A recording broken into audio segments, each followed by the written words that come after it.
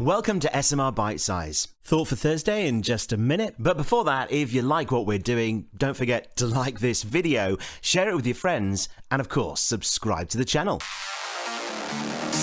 Watching failed actor and musician turned GB News presenter Lawrence Fox spend Father's Day burning gay pride flags in his back garden, not only was I reminded to feel pity for people whose lives are so consumed by hate, but I was reminded of something a friend of mine, Graham Hughes, said to me when we got together in Liverpool a few years ago to do a few Brexit podcasts. It seems obvious now, the facts are out there for all to see, and 7 years down the line from the original Brexit vote, that Brexit was always going to be a disaster. But I'd asked him the following question.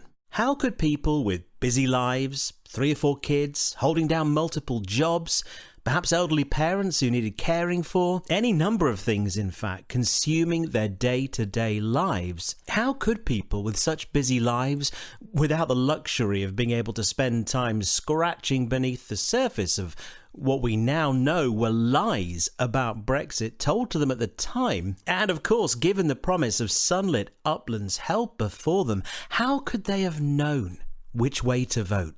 Graham thought about it and gave me this answer. They should have taken a look around. Who's with me? And they should have seen Putin and Trump, the far right, every neo-Nazi in the country, the scumbag who killed Joe Cox. They were all on their side. That was their gang. And I would never want to be on a team with those people.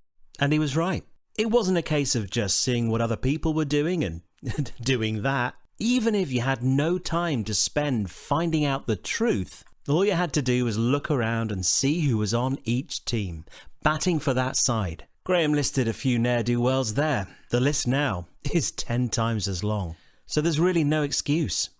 So if you know someone still banging the drum for Brexit, even if only out of pride, just remind them who's on their team. People like Crispin Odey, the hedge fund manager who bet against the pound on the very night of the Brexit referendum, making himself a small fortune at our expense. He's on their team. Ex-Tory MP Andrew Bridgen, kicked out of even that party for likening the COVID vaccine programme somehow to the Holocaust. He's on their team too. Sanctimonious Victorian relic Jacob Rees-Mogg, who moved his fortune out of the UK and encouraged others to do likewise, the patriotic Brit, a man who wouldn't recognise the truth if it bit him on the arse.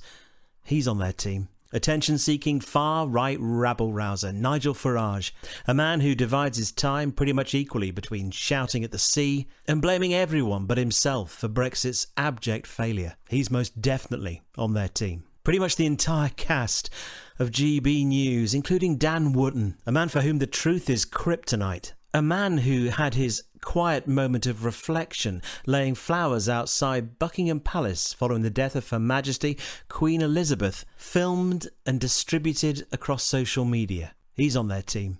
The original gammon granny, Anne Widdecombe, an insufferable ranting harridan whose voice alone could turn a basket of baby kittens to stone. Her never-ending vomit of ignorance.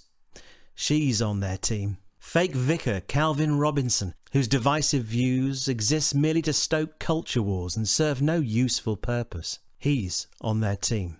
MPs like Jonathan Gullis, a man who'd be lucky to get a job standing guard outside of Wetherspoons when all this is over. 30p Lee Anderson, Deputy Chair of the Tory Party and soon to take up a £100,000 a year job with GB News. They're on their team too.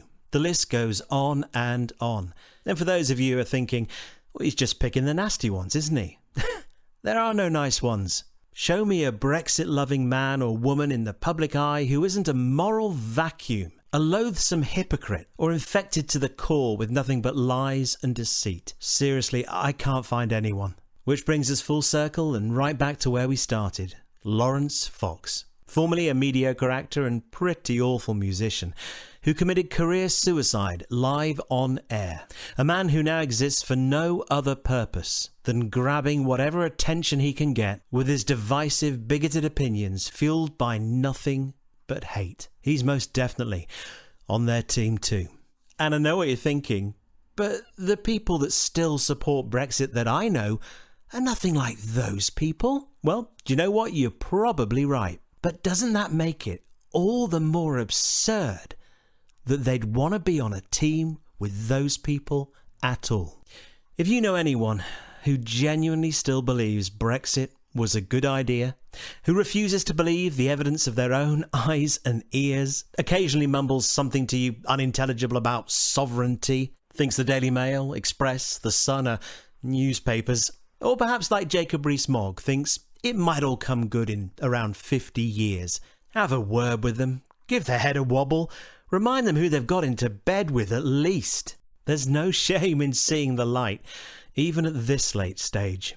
If you enjoyed this video, visit 16millionrising.co.uk, where you can listen to this week's full radio show for free, support us with a donation, buy us a coffee, or subscribe as an early riser. Back tomorrow.